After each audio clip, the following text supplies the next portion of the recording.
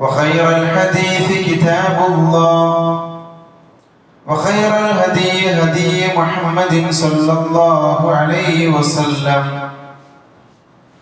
وشر الأمور محدثاتها وكل محدثة بدعة وكل بدعة ضلالة وكل ضلالة في النار. بسم الله الرحمن الرحيم. يا أيها الذين آمنوا اتقوا الله حق تقاته ولا تموتن إلا وأنتم مسلمون.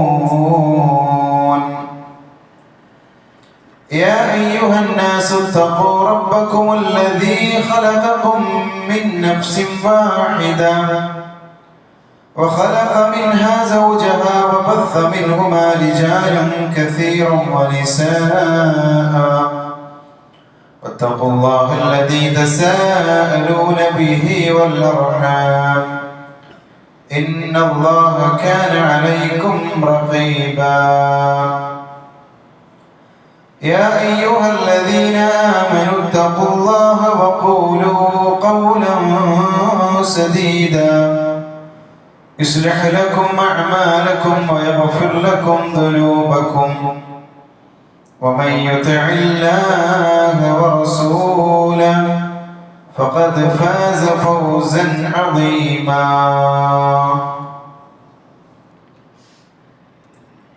اتقوا الله عباد الله. ഏറെ സ്നേഹം നിറഞ്ഞ വിശ്വാസിനികളെ, സഹോദരി സഹോദരന്മാരെ, സൃഷ്ടാവായ റബ്ബിന്റെ കൽപ്പനകളും നിയമനിർദ്ദേശങ്ങളും ജീവിതത്തിന്റെ മുഴുവൻ സന്ദർഭങ്ങളിലും പാലിച്ചുകൊണ്ട് ജീവിക്കണേ എന്ന് ഓർമ്മപ്പെടുത്തുകയാണ്, വസിയ്യത്ത് ചെയ്യുകയാണ്. റബ്ബിന്റെ പ്രീതി ഉദ്ദേശിച്ചുകൊണ്ടും പ്രതിഫലം ആഗ്രഹിച്ചുകൊണ്ടും നാം ജീവിതത്തിൽ അനുഷ്ഠിക്കുന്ന മുഴുവൻ സൽക്കർമ്മങ്ങളും അള്ളാഹു നമ്മിൽ നിന്ന് സ്വീകരിക്കുമാറാകട്ടെ. വിശ്വാസികളെ, മഹാനായ അബുൽ ബശർ ആദം നബി അലൈഹി സ്വലാത്തു വസ്സലാം മുതൽ ഖാതമുൽ അംബിയ മുഹമ്മദ് മുസ്തഫ സല്ലല്ലാഹു അലൈഹി വസല്ലം വരെയുള്ള ഈ ലോകത്ത് ജീവിച്ച സകല മനുഷ്യരും നാളെ അല്ലാഹുവിന്റെ കോടതിയിലേക്ക് കൊണ്ടുവരപ്പെടുന്ന ഒരു ദിവസമുണ്ട്. അവൻ ഏത് ഉന്നത കുലജാതിയിൽപ്പെട്ടവനാകട്ടെ, ഏത് മതക്കാരനാകട്ടെ, ഗോത്രക്കാരനാകട്ടെ, ജാതി മത വ്യത്യാസമില്ലാതെ, നിറവ്യത്യാസമില്ലാതെ, യൗമ യഖൂമു ലിറബ്ബിൽ ആലമീൻ, അല്ലാഹുവിന്റെ മുമ്പിൽ നാളെ എല്ലാവരും വരുന്ന ഒരു ദിവസം വരാനുണ്ട്. ആ മഹ്ശറ ദിവസത്തിന്റെ പ്രത്യേകതയെ കുറിച്ച് അല്ലാഹുവിന്റെ ഹബീബ് സല്ലല്ലാഹു അലൈഹി വസല്ലമ നമ്മൾ പഠിപ്പിച്ച ചില കാര്യങ്ങളുണ്ട്. തദന്നു അശ്ശംസ മിനൽ ഖലായിഖ്, സൃഷ്ടികളോട് ഏറ്റവും അടുത്ത് സൂര്യൻ വരുന്ന ഒരു ദിവസം. فيكون الناس على قدر أعمالهم في العرق فمنهم من يكون إلى كعبيه ومنهم إلى ركبتيه ومنهم جميعا. നെരിയാണി വരെ, കാൽമുട്ട് വരെ മുഴുവനായി ആ സൂര്യന്റെ ചൂട് കാരണം വിയർത്തൊലിക്കുന്ന അമലുകൾക്കനുസരിച്ച് വിയർത്തു പൊളിക്കുന്ന ഒരു ഘട്ടം വരാനുണ്ട്. പ്രവാചക പത്നി ആയിഷ ബീബി റളിയല്ലാഹു അൻഹ പ്രവാചകനോട് ചോദിക്കുന്നുണ്ട്, അൻ-നിസാഉ വർ-റിജാലു ജമീഅൻ യൻദുറു ബഅദുഹും ഇലാ ബഅദ്. റസൂലേ, ആ ഒരു ഘട്ടത്തിൽ വിവസ്ത്രരായി സ്ത്രീ പുരുഷന്മാർ ആ മഹ്ശറ മൈതാനിയിൽ ഒരുമിച്ച് കൂടുമ്പോൾ പരസ്പരം അവര് നോക്കുകയില്ലേ പ്രവാചകരെ? ഒരു സംശയം ചോദിച്ചതാണ്. അല്ലാഹുവിന്റെ ഹബീബ് സല്ലല്ലാഹു അലൈഹി വസല്ലമ പത്നി ആയിഷ ബീവി റളിയല്ലാഹു അൻഹയ്ക്ക് കൊടുക്കുന്ന മറുപടി എന്തെന്നറിയുമോ സഹോദരങ്ങളെ? يا عائشة الأمر أشد من أن ينظر بعضهم إلى بعض. ഒരാൾ മറ്റൊരാളിലേക്ക് നോക്കുന്നതിനേക്കാൾ ഗൗരവമുള്ള ദിവസമായിരിക്കും ആയിഷ എന്നുണ്ടായിരിക്കുക.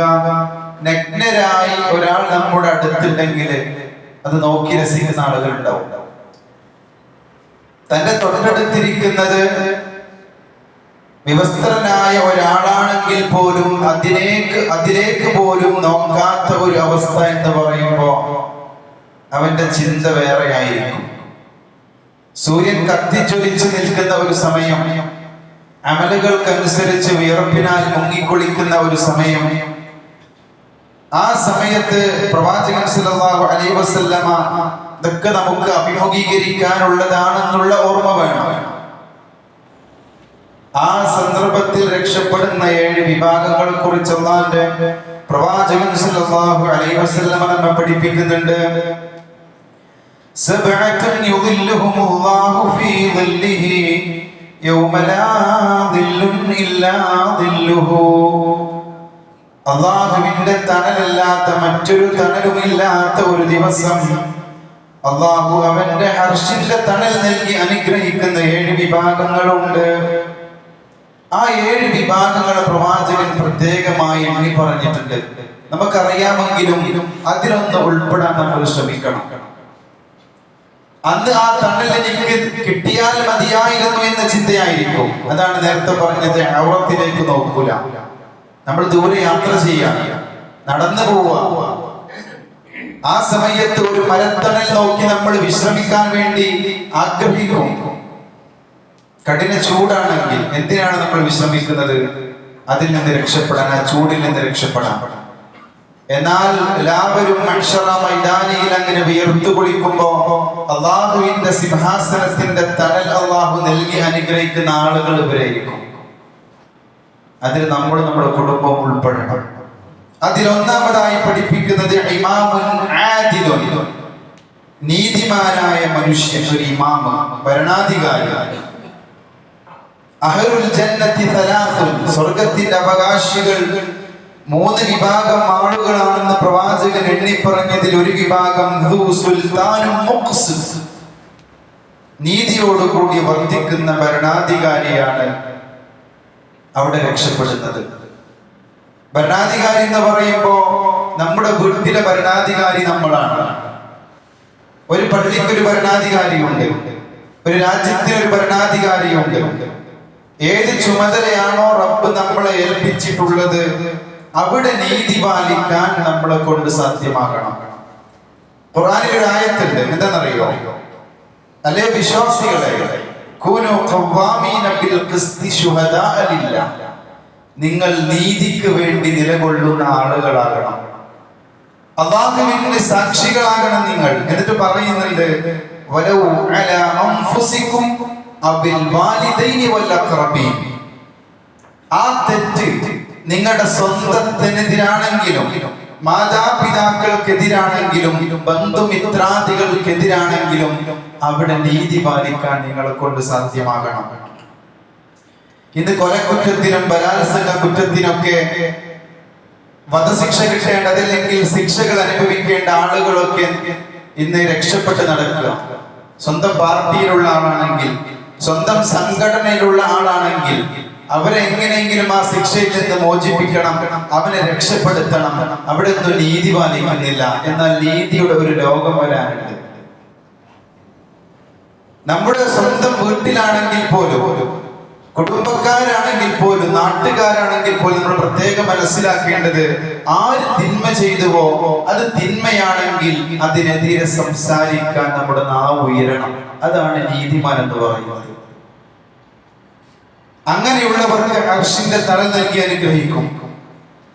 മോഷ്ടിച്ച ഒരു വസ്തു ജൂതന്റെ വീട്ടിൽ കൊണ്ടുവച്ച് ജൂതനാണെന്ന് മോഷ്ടിച്ചതെന്ന് പ്രവാചകന്റെ മുന്നിൽ വന്ന ഒരു സഹാബി പ്രവാചകന്റെ അനുയായി വാചാലനായി സംസാരിക്കുകയാണ്. പ്രവാചകൻ സല്ലല്ലാഹു അലൈഹി വസല്ലമ ഈ സഹാബിയുടെ വാക്ക് കേട്ട് വിശ്വസിച്ച് ജൂതനാണ്, തെറ്റുകാരനെന്ന്. ആ സമയത്ത് അല്ലാഹു വഹയിലൂടെ പറഞ്ഞു കൊടുക്കുന്നുണ്ട്, ഇന്നാ അൻസൽനാ ഇലൈക്കൽ കിതാബ ബിൽഹഖ് ലിതഹ്കുമ ബൈനന്നാസ്, ജനങ്ങൾക്കിടയിൽ നീതിയോടുകൂടി വർദ്ധിക്കാൻ വേണ്ടിയിട്ടാണ് നിനക്ക് വിശുദ്ധ ഖുർആൻ അവതീർണമാക്കി തന്നിട്ടുള്ളത്. വലാ തകുൻ ലിൽ ഖായിനീന ഹസീമ, അക്രമകാരികൾക്ക് കൂട്ടുനിൽക്കാനല്ല എന്ന് അല്ലാഹു വഹയിലൂടെ പറഞ്ഞെടുത്തപ്പോ തന്റെ കൂടെയുള്ള അനുയായി തെറ്റുകാരനെന്ന് പ്രവാചകൻ മനസ്സിലാക്കി. എന്നാൽ എന്റെ കൂട്ടത്തിലുള്ള ആളാണെന്ന് വിചാരിച്ച് പ്രവാചകൻ രക്ഷപ്പെടുത്തിയോ? ഇല്ല. അവിടെ നീതി പാലിക്കാൻ ആർക്ക് സാധിക്കുന്നുവോ അവർ രക്ഷപ്പെട്ടു. ഹജറുൽ അസ്വദ് വെക്കുന്ന സമയത്ത് اختلف قريش عند وضع حجر الأسود فقالت طائفة نحن نضع وقالت طائفة أخرى نحن نضع. ചർച്ചകൾ വന്നു, ഞങ്ങൾ വെക്കാം. ഓരോ ഖബീലക്കാരും ഗോത്രക്കാരും തമ്മിൽ അടിപിടി കൂടി. ആര് വെക്കും ഹജറുൽ അസ്വദ്? അവർ തീരുമാനിച്ചു, ഇനി ആരാണ് ആദ്യം വരുന്നത് അദ്ദേഹം ഒരു അഭിപ്രായം പറയട്ടെ. കടന്നു വരുന്നത് പ്രവാചകൻ സല്ലല്ലാഹു അലൈഹി വസല്ലം. ഏതെങ്കിലും ഒരു കൂട്ടർക്ക് അതിന്റെ അധികാരം കൊടുത്താൽ അവിടെ അക്രമമുണ്ടാകും, യുദ്ധമുണ്ടാകുമെന്ന് പ്രവാചകൻ അറിയാമായിരുന്നു. ഒരു വെള്ള തുണി വിരിച്ച് അതിൽ ഹജറുൽ അസ്വദ് വെച്ച് 4 മൂലയിലും 4 ഗോത്രക്കാരോട് പിടിക്കാൻ വേണ്ടി പറഞ്ഞു. ആ രീതി നോക്കൂ നിങ്ങൾ. അൽ ഖാസിമു ഫിന്നാർ എന്ന് പറയാറുണ്ട്. വീതിച്ചു കൊടുക്കുന്നവൻ നരകത്തിലാണ്. നമ്മുടെ വീട്ടിലൊക്കെ നമ്മൾ ശ്രദ്ധിക്കണം. നമ്മൾ എന്തെങ്കിലും കാര്യങ്ങളൊക്കെ മക്കൾക്ക് വീതിച്ചു കൊടുക്കുമ്പോൾ തുല്യതയോടുകൂടി നമുക്ക് നൽകാൻ സാധ്യമായിട്ടില്ലെങ്കിൽ അതിനെതിരെ ചോദ്യം വരും.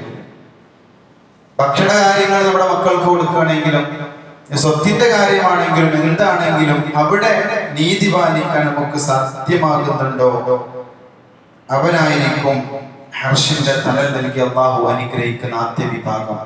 ഇന്നല്ലാഹ യുഹിബ്ബുൽ മുഖ്സിതീൻ, അങ്ങനെ നീതി പാലിക്കുന്ന ആളുകളെയാണ് അല്ലാഹുവിന് ഏറ്റവും ഇഷ്ടം.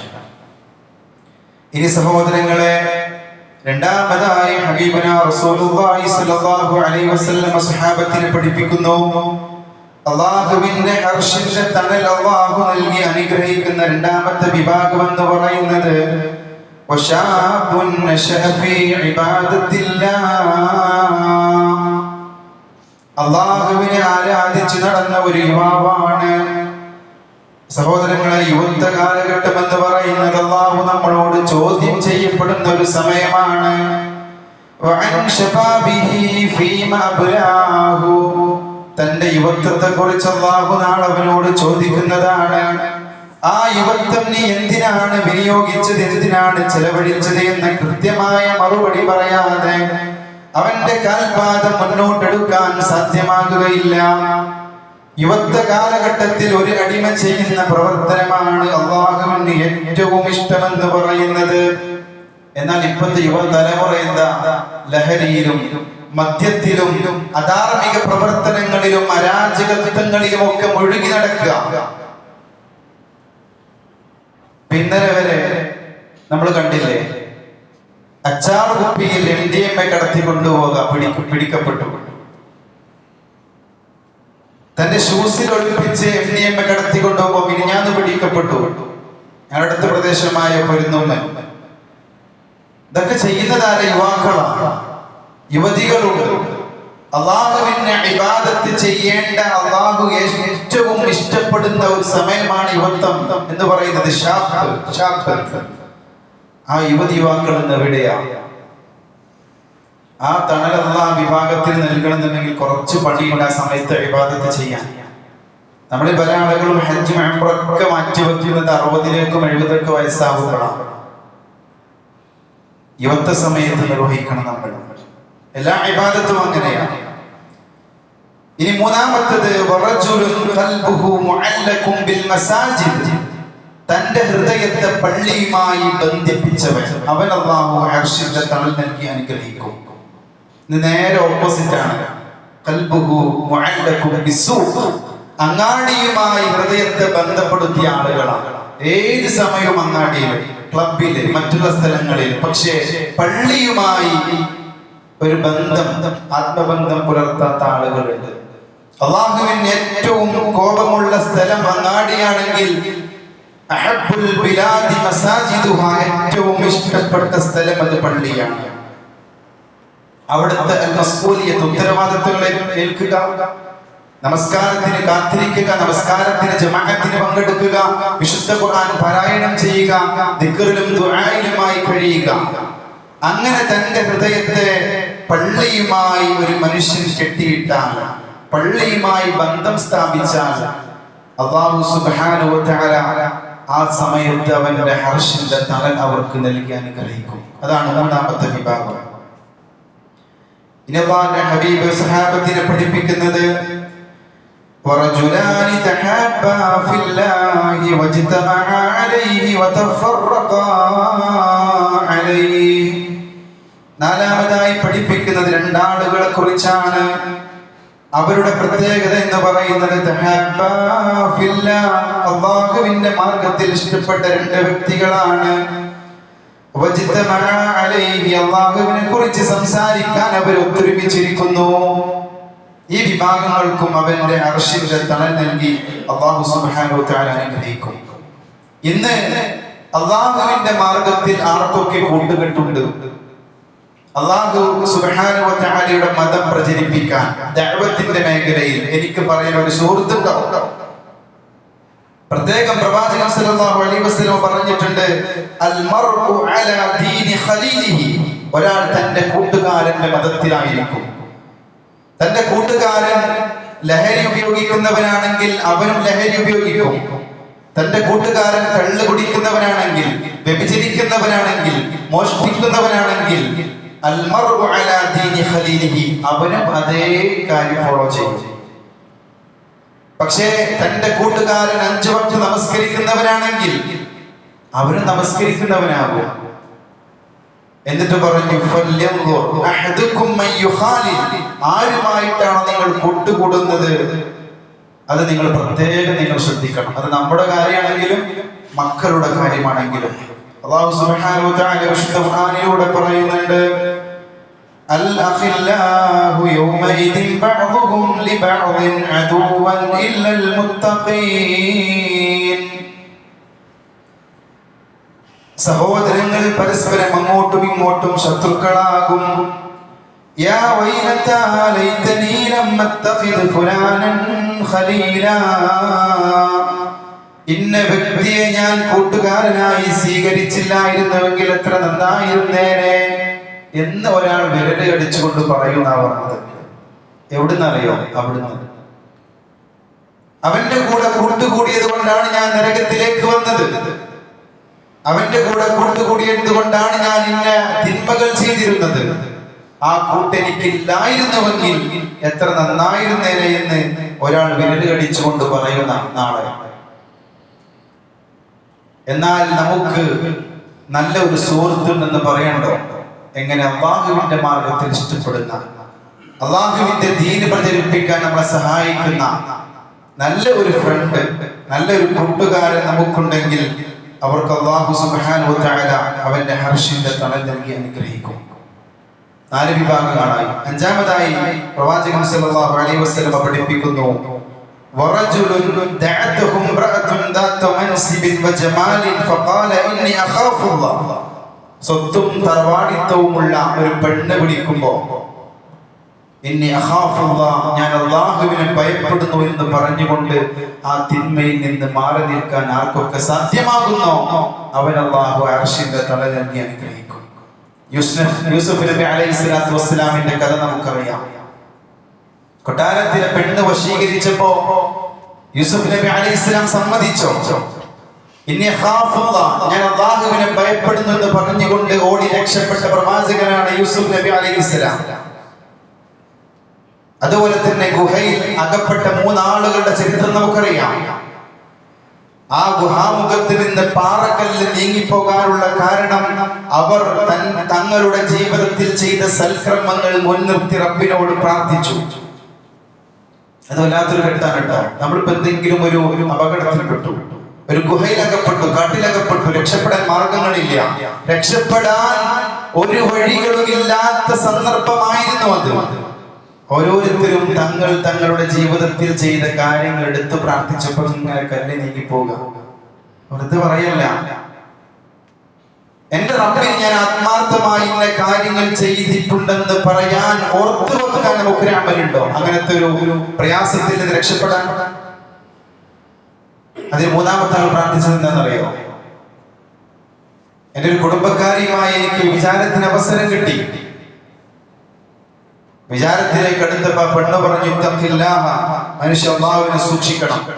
ആ സമയത്ത് ഞാൻ ഇറങ്ങി ഓടിയ മനുഷ്യനാണ്. റബ്ബേ വലാ തഖറബുസ് സിന, വ്യഭിചാരത്തിലേക്ക് നിങ്ങൾ അടുക്കരുത്, മ്ലേച്ഛമാണ്, വൃത്തികേടാണെന്ന് നീ ഖുർആനിലൂടെ പറഞ്ഞിട്ടുണ്ടെങ്കിൽ, പ്രവാചകൻ സല്ലല്ലാഹു അലൈഹി വസല്ലം അത് കൃത്യമായി പഠിപ്പിച്ചിട്ടുണ്ടെങ്കിൽ, അതിൽ നിന്ന് നിന്റെ ശിക്ഷയോർത്ത് ഞാൻ മാറി നിന്നത് നിന്റെ പ്രതിഫലം ആഗ്രഹിച്ചുകൊണ്ടാണെങ്കിൽ എന്നെ രക്ഷപ്പെടുത്തണം, മുഖാമുഖത്തിൽ നിന്ന് പാറക്കല്ല് മാറ്റിത്തരണം. അത് മാറ്റിക്കൊടുത്തു. ഇന്ന് നമ്മുടെ ആൺമക്കളുടെ പെൺമക്കളുടെ കൂട്ടുകെട്ടൊക്കെ എവിടേക്കാ പോകുന്നതെന്നറിയോ? പ്രവാചകൻ സല്ലല്ലാഹു അലൈഹി വസല്ലം പറയുന്നുണ്ട്, തദ്ഹറു ഫീ ആഖിറു സമാൻ, അവസാന കാലഘട്ടമാകുമ്പോ നിസാഉൻ ആരിയാത്ത്, നഗ്നത പ്രദർശിപ്പിക്കുന്ന സ്ത്രീകൾ സംജാതമാകും. എങ്ങനെയാ നമ്മുടെ പെൺമക്കളുടെ വേഷവിധാനങ്ങൾ, വസ്ത്രം എങ്ങനെയാ അവർ ധരിക്കുന്നത്? നഗ്നത കാട്ടിക്കൊണ്ട് വരുന്ന ഒരു സ്ത്രീകൾ അവസാന കാലഘട്ടമാകുമ്പോ കടന്നു വരും. എല്ലാ ഫിത്തനയിലേക്കും അവർ പ്രവേശിക്കും. ഇച്ഛകൾ സ്വന്തം എന്തൊക്കെ അവർക്ക് കാര്യങ്ങൾ ചെയ്യാൻ പറ്റും അതൊക്കെ അവർ ചെയ്തുകൊണ്ടിരിക്കും. ഇച്ഛകളുടെ പിന്നാലെ പോകുന്ന സ്ത്രീകൾ. മുസ്തഹില്ലാത്തുൽ മുഹറമാത്ത്, അല്ലാഹു ഹറാമാക്കിയതിനെ ഹലാലായി കാണുന്ന സ്ത്രീകൾ.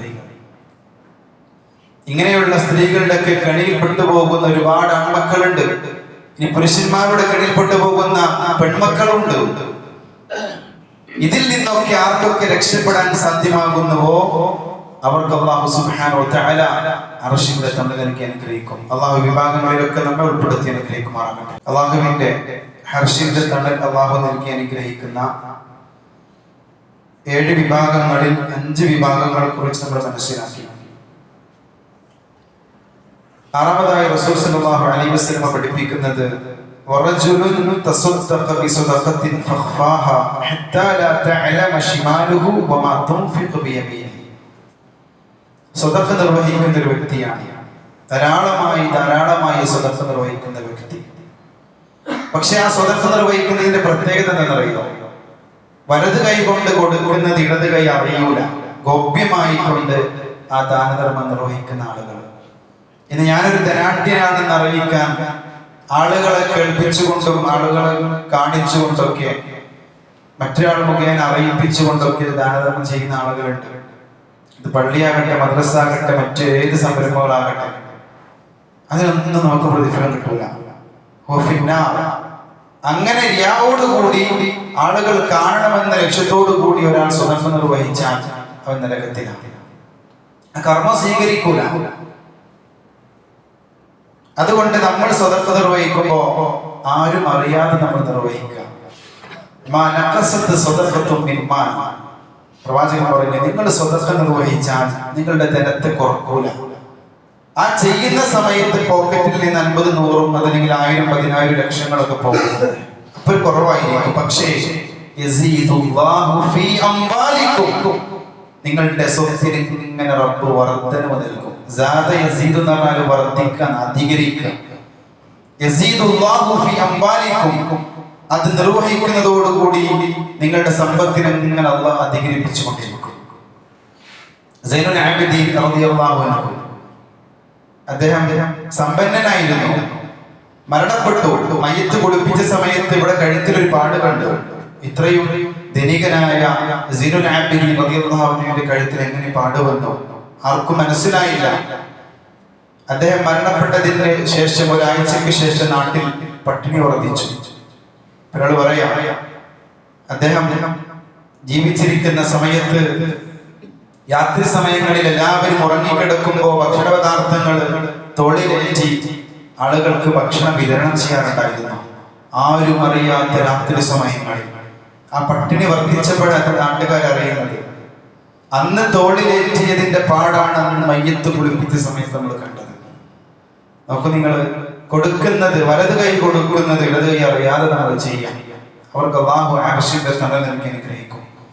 അവസാനത്തെ വിഭാഗം അല്ലാഹുവിന്റെ ഹബീബ് സല്ലല്ലാഹു അലൈഹി വസല്ലം പഠിപ്പിക്കുന്നു, വറജുലുൻ ദക്കറല്ലാഹു ഖാലിയൻ ഫഫാദത് ഐനാഹു. ഒറ്റയ്ക്കിരുന്ന് തന്റെ റബ്ബിനെ ഓർത്തുകൊണ്ട് കരയുന്ന മനുഷ്യനാണ്. റബ്ബിനെ കുറിച്ച് ഓർക്കുന്നു, റബ്ബിനെ ഇബാദത്ത് ചെയ്യുന്നു, എന്നിട്ട് ഫഫാദത് ഐനാഹു തന്റെ കണ്ണിൽ നിന്ന് കണ്ണീരൊഴുക്കുന്നു. ഇന്ന് സഹോദരങ്ങളെ, നമ്മുടെ ഭാര്യന്റെ പേരിൽ, ഭർത്താവിന്റെ പേരിൽ, മക്കളുടെ പേരിൽ, മാതാപിതാക്കളുടെ പേരിലൊക്കെ നമ്മൾ കരയാറുണ്ട്. അവർക്ക് എന്തെങ്കിലും ആപത്ത് വരുമ്പോ, മരണപ്പെടുമ്പോ നമ്മൾ കണ്ണീരൊഴിക്കാറുണ്ട്. പക്ഷെ നമ്മൾ മനസ്സിലാക്കേണ്ടത്, എന്റെയും നിങ്ങളുടെയും ജീവിതത്തിൽ റബ്ബിന് വേണ്ടി, റബ്ബിനെ ഓർത്തുകൊണ്ട് നമ്മൾ കണ്ണീര് പൊഴിച്ചിട്ടുണ്ടോ? അത് ആർക്കെങ്കിലും പറയാൻ പറ്റുമോ? പല ആവശ്യങ്ങൾക്ക് വേണ്ടിയും കരഞ്ഞ നമ്മുടെ റബ്ബിന് വേണ്ടി നമ്മൾ കരഞ്ഞിട്ടുണ്ടോ? ഏതെങ്കിലും ദിവസം നിങ്ങൾക്ക് ഓർമ്മയുണ്ടോ? എന്നാൽ പ്രവാചകൻ പഠിപ്പിക്കാണ്, രണ്ട് കണ്ണുകൾ നാളെ നരകം സ്പർശിക്കൂല. അതിലൊന്ന് അല്ലാഹുവിന്റെ മാർഗത്തിൽ കരഞ്ഞ കണ്ണുകൾ. അതെന്താ?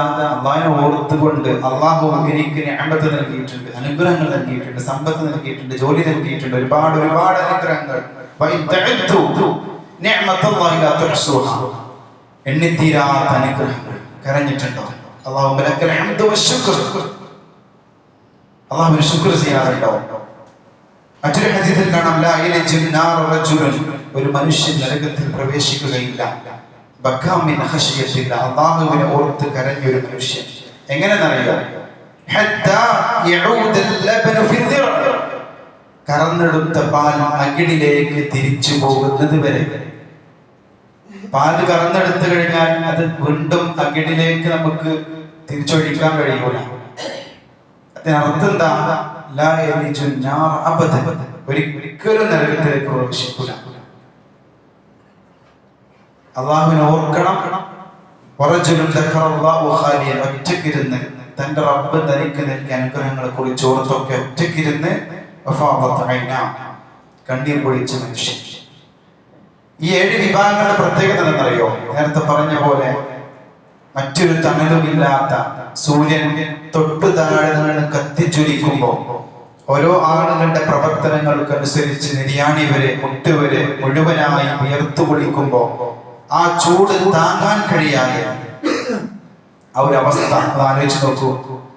ആ സമയത്ത് നമ്മളൊരു തണല് കിട്ടിയാൽ മതിയായിരുന്നു എന്ന് ആഗ്രഹിക്കുന്ന സമയത്ത് അള്ളാഹു അവന്റെ തണൽ നൽകി അനുഗ്രഹിക്കുന്ന 7 വിഭാഗങ്ങളാണ്. അള്ളാഹു സുബ്ഹാനഹു വ തആല നമ്മെ ഈ വിഭാഗങ്ങളിൽ ഉൾപ്പെടുത്തി അനുഗ്രഹിക്കുമാറാകട്ടെ. ഒന്ന്, ഇമാമുൻ ആദിലുൻ, നീതിമാനായ മനുഷ്യൻ. അതുപോലെ തന്നെ വശാബുൻ നശഅ ഫീ ഇബാദത്തില്ലാ, അള്ളാഹുവിനെ ആരാധിച്ച് ജീവിച്ച് വളർന്ന ഒരു യുവാവ്. 3, വറജുലുൻ ഖൽബുഹു മുഅല്ലഖുൻ ബിൽ മസാജിദ്, തന്റെ ഹൃദയത്തെ പള്ളിയുമായി കെട്ടിത്തൂക്കിയ മനുഷ്യൻ. 4, വറജുലാനി തഹബ്ബ ഫില്ലാ, അള്ളാഹുവിന്റെ മാർഗ്ഗത്തിൽ ഇഷ്ടപ്പെട്ട 2 വ്യക്തികൾ. 5, വറജുലുൻ ദഅതുഹു ഇംറതുഹു ദാത മൻസിബിൻ വജമാൽ, സ്വത്തും തറവാടിത്തവുമുള്ള ഒരു പെണ്ണ് വിളിക്കുമ്പോ ഇന്നീ ഖാഫുല്ലാ, അള്ളാഹുവിനെ പേടിക്കുന്നു എന്ന് പറഞ്ഞ മനുഷ്യൻ. 6ാമത്തെ വിഭാഗം വലതു കൈ കൊണ്ട് സ്വതക്ക നിർവഹിക്കുന്നത് ഇടത് കൈ അറിയാതെ ചെയ്ത മനുഷ്യൻ. 7, ഒറ്റയ്ക്കിരുന്ന് റബ്ബിനെ ഓർത്തുകൊണ്ട് കരഞ്ഞ മനുഷ്യൻ. ഈ വിഭാഗങ്ങളിലൊക്കെ അല്ലാഹു സുബ്ഹാനഹു വ തആല നമ്മളെയും നമ്മുടെ കുടുംബത്തെയും ഉൾപ്പെടുത്തി അനുഗ്രഹിക്കുമാറാകട്ടെ. അല്ലാഹു സുബ്ഹാനഹു വ തആല നമ്മുടെ ജീവിതത്തിൽ വന്നുപോയ ചെറുതും വലുതുമായ രഹസ്യവും പരസ്യവുമായ തെറ്റുകുറ്റങ്ങൾ വിട്ടുപുറത്ത് മാപ്പാക്കി തരുമാറാകട്ടെ. അള്ളാഹു നമ്മുടെ കർമ്മങ്ങളെല്ലാം, സൽക്കർമ്മങ്ങളെല്ലാം സ്വീകരിക്കുമാറാകട്ടെ. ഖബർ ശിക്ഷയിൽ നിന്നും നരകശിക്ഷയിൽ നിന്നും അള്ളാഹു നമ്മെ കാത്തുരക്ഷിക്കുമാറാകട്ടെ. മരണപ്പെടുന്ന സമയത്ത് കലിമത്തു തൗഹീദ് ലാ ഇലാഹ ഇല്ലല്ലാഹ് ഉച്ചരിച്ച് മരണപ്പെടുന്ന യഥാർത്ഥ വിശ്വാസികളിൽ അള്ളാഹു നമ്മെ ഉൾപ്പെടുത്തി അനുഗ്രഹിക്കുമാറാകട്ടെ. കടം കൊണ്ട് പ്രയാസപ്പെടുന്നവർക്ക് അള്ളാഹു അവരുടെ കടം ദൂരീകരിച്ചു കൊടുക്കുമാറാകട്ടെ. രോഗം കൊണ്ട് പ്രയാസപ്പെടുന്നവർക്ക് അള്ളാഹു അവരുടെ രോഗത്തിന് പരിപൂർണ്ണ ശമനം നൽകുമാറാകട്ടെ. മരണപ്പെട്ടു പോയവർക്ക് അല്ലാഹു റഹ്മത്തും മഗ്ഫിറത്തും പ്രദാനം ചെയ്യുമാറാകട്ടെ. اللهم اغفر للمؤمنين والمؤمنات والمسلمين والمسلمات والأحياء منهم والأموات إنك مجيب الدعوات ويا قاضي الحاجات. اللهم أعز الإسلام والمسلمين وأذل الشرك والمشركين. اللهم يا مقلب القلوب ثبت قلوبنا على دينك. اللهم ادخلنا الجنة. اللهم أجرنا وأجر والدينا من النار. ربنا اصرف عنا عذاب جهنم إن عذابها كان غراما إنها ساءت مستقرا ومقاما. ربنا هب لنا من أزواجنا وذرياتنا قرة أعين واجعلنا للمتقين إماما. ربنا آتنا في الدنيا حسنة وفي الآخرة حسنة وقنا عذاب النار. ربنا تقبل منا إنك أنت السميع العليم.